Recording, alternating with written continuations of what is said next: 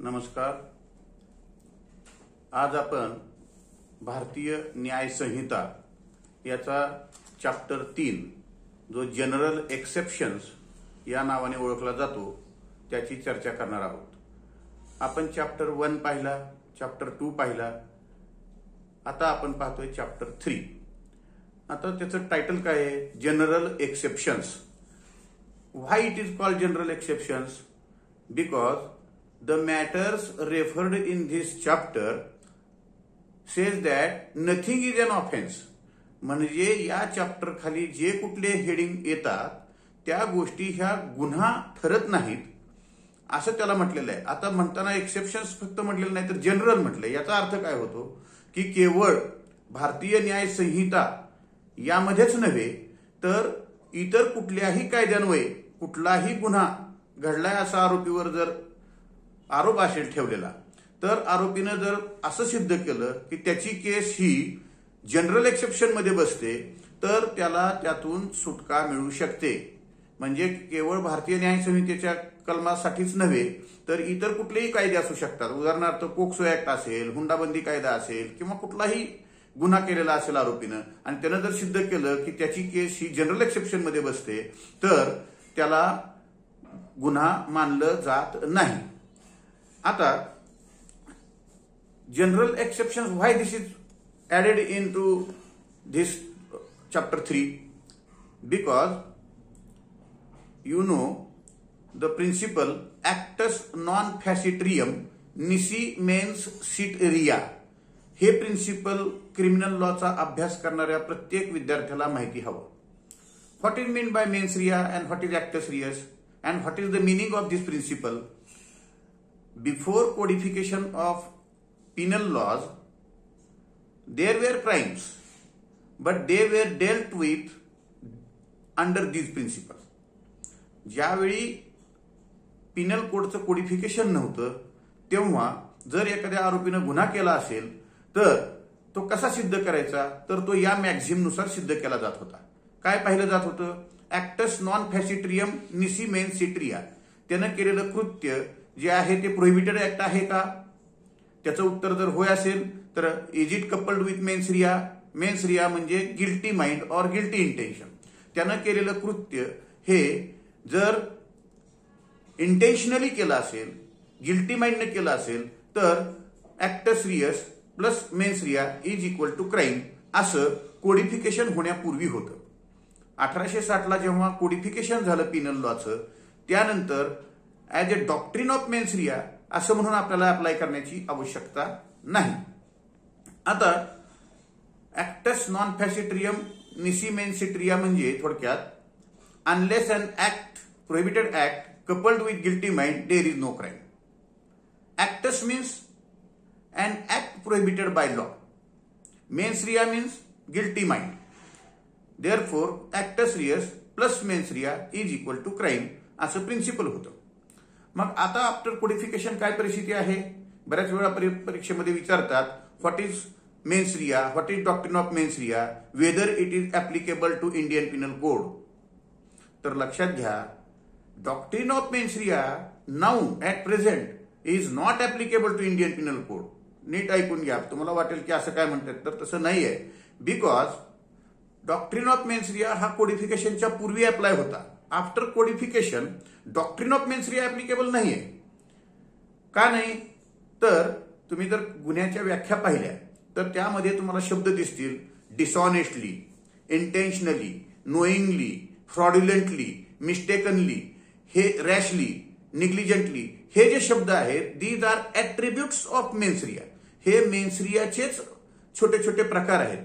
म्हणजेच प्रॉसिक्युशनला आता आरोपीचा डॉक्ट्रिन ऑफ मेन्स रिया सिद्ध न करता त्याचं इंटेन्शन जे होतं ते फ्रॉड्युलंट आहे का, त्याचं जे कृत्य आहे ते नोईंगली केलंय का, फ्रॉड्युलंटली केलंय का, ऑनेस्टली केलंय का, डिसऑनेस्टली केलंय का, हे सिद्ध करायचंय.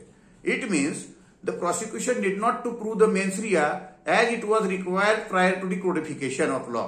Now it is codified and therefore particular attribute, particular word has to be proved by the prosecution. म्हणजेच आता प्रॉसिक्युशनला काय सिद्ध करावं लागेल? The accused has committed an act prohibited by law with a guilty mind which is required in that particular section. म्हणजे जरी doctrine of mens Riya जरी applicable नसेल तरी सुद्धा principle is there unless an act prohibited by law coupled with a guilty mind is no crime. हे principle मात्र आहे तसंच आहे.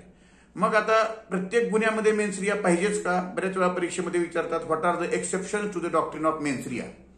तर त्याचं उत्तर असं असेल की as a general rule there must be a mens rea or attribute of mens rea in order to prove the particular offense. But whenever there is a rule, there are exceptions. Now what are the exceptions of mens rea? याचा अर्थ काय की men's रियाची गरज नाही अशा कुठल्या गोष्टी आहेत? तर त्या गोष्टी तुम्हाला एका पाठोपाठ एक सांग. आरोपीवर जर असा आरोप असेल की त्यानं पब्लिक न्यूसन्स केलेला आहे, पब्लिक न्यूसन्सचा जर त्याच्यावर चार्ज ठेवला असेल तर it falls under mens exception to the doctrine of mens rea. Mens rea हा पब्लिक न्यूसन्स करणाऱ्या आरोपीचा डिफेन्स असू शकत नाही, कारण even if there is no guilty mind or guilty intention he is liable for the offence. त्यानंतर offence of defamation, त्यानंतर contempt of court, अशा हे जे आहेत sections, waging of war against the state, शासनाच्या विरुद्ध वेजिंग वॉर, युद्ध पुकारणं, किंवा सिडिशन, देशद्रोह, हे जे गुन्हे मी आता सांगितलेले आहेत यामध्ये मेन्स रियाची आवश्यकता नाही. तिथं फक्त प्रॉसिक्युशननं सिद्ध करायचंय की he has committed an act prohibited by law आणि तो लायबल राहील. त्यानं असं म्हणू शकत नाही की माझं इंटेन्शन नव्हतं त्यामुळे मला ह्यातनं सूट द्यावी, असं तो याच्यामध्ये म्हणू शकत नाही. तर हे ज्या गोष्टी आहेत ह्या तुम्ही लक्षात ठेवा की there are exceptions to the doctrine of mens rea. त्याचबरोबर आणखी एक एक्सेप्शन आहे offences of strict liability. For example under motor vehicle act there are certain offences which prescribe the liability of the offender or an accused wherein there is no need to prove the mens rea. Offenses of strict liability त्याला आपण म्हणतो. तर तुम्हाला असं लक्षात ठेवायचंय की जे जनरल एक्सेप्शनचा जो टॉपिक आहे तो प्रॅक्टिसच्या दृष्टीनं ऍडव्होकेट लोकांना खूप आवश्यक आहे, महत्वाचा आहे. कारण अनेक वेळा प्रोहिबिटेड ऍक्ट घडलेलं असतं परंतु तो गुन्हा नाही. हे जर फक्त एक लक्षात ठेवायचे की त्यातला जर डिफेन्स आपण घेतला जनरल एक्सेप्शन, माझी केस ही जनरल एक्सेप्शन मध्ये बसते साहेब असं जर म्हणायचं असेल तर burden lies on the accuse to prove that there was absence of guilty mind, आणि त्याकरता मग तुम्ही जनरल एक्सेप्शनचा वापर करायचा आहे. हे लक्षात ठेवलं पाहिजे. मग ह्या जे जनरल एक्सेप्शन्स आहेत तर हे जे चॅप्टर आहे याची सुरुवात होते सेक्शन 14 पासून 44 पर्यंत. पूर्वी हे सेक्शन होते सेक्शन 76 ते 106. जसेच्या तसे 76 ते 106 उचलून 14 ते 44 करण्यात आलेले आहेत. एकही सेक्शन कमी नाही, एकही सेक्शन जास्त इथं आणलेलं नाही. त्यामुळं ज्यांनी पूर्वी आयपीसी वाचलेलं आहे त्यांनी लक्षात ठेवायचं की आता आपले हे जनरल एक्सेप्शन गेलेत कुठं, तर चॅप्टर 3 मधल्या सेक्शन 14 ते 44 तुम्हाला त्याचा अभ्यास करावा लागेल. मग आता सेक्शन 14 पासून आपल्याला पाहायचंय तर पहिल्यांदा आपण सेक्शन पाहूया 14. तर 14 वाचत असताना नेहमीच लक्षात ठेवायचं की त्याचा बरोबर सेक्शन 17 वाचावं लागतंय. ते काय आहे, मिस्टेक ऑफ लॉ आणि या मिस्टेक ऑफ फॅक्ट आणि मिस्टेक ऑफ लॉ याच्याबद्दल तो सेक्शन बोलतो. Act done by the person under mistake of fact is no offence. त्याची डेफिनिशन पहिलं जे सेक्शन जो 14 आहे त्याच्यामध्ये काय म्हणलेलं आहे की act done by a person, nothing is an offence committed by a person in good faith and under mistake of fact. 2 शब्द लक्षात ठेवायचे, when he is bound by law to do it. हे 3 शब्द, nothing is an offence, done in good faith by a person, under mistake of fact, good faith, mistake of fact and bound by law. आता या section 14 कुणाला संरक्षण दिलेलं आहे, तर जो व्यक्ती ते कृत्य करण्याकरता बाउंड बाय लॉ, त्याच्यावर कायद्यानं बंधनकारक आहे ते कृत्य करणं. For example, a policeman under the directions of his superior fires on the mob and somebody kills. कोणाचा तरी त्यामध्ये मृत्यू झालेला आहे. एखाद्या पोलिसमननं त्याच्या वरिष्ठांच्या आदेशावरून फायरिंग केली आणि त्याच्यामध्ये कुणाचा मृत्यू घडला असेल तर तो म्हणू शकतो की I have done this act in good faith. आता गुड फेथ म्हणल्यानंतर ड्यू केअर अँड अटेन्शन त्यानं केलंय का नाही हे जबाबदारी त्याची. गुड फेथची डेफिनेशन तुम्हाला सांगितलेली आहे. त्यानं सिद्ध काय करायचं की he has committed that act under a mistake of fact that he is bound by law to do that act. मग अशा या लोकांना संरक्षण बाउंड बाय लॉ. सेक्शन 14 आणि सेक्शन 17 मध्ये फक्त एका शब्दाचा फरक आहे, bound by law and justified by law. Section 17 मध्ये काय म्हटलेलं आहे, हेच wording, nothing is an offence which has been committed by the person in good faith when he thinks that his act is justified by law. Justified म्हणजे काय, समर्थन. त्याच्या कृत्याचं तो समर्थन आहे.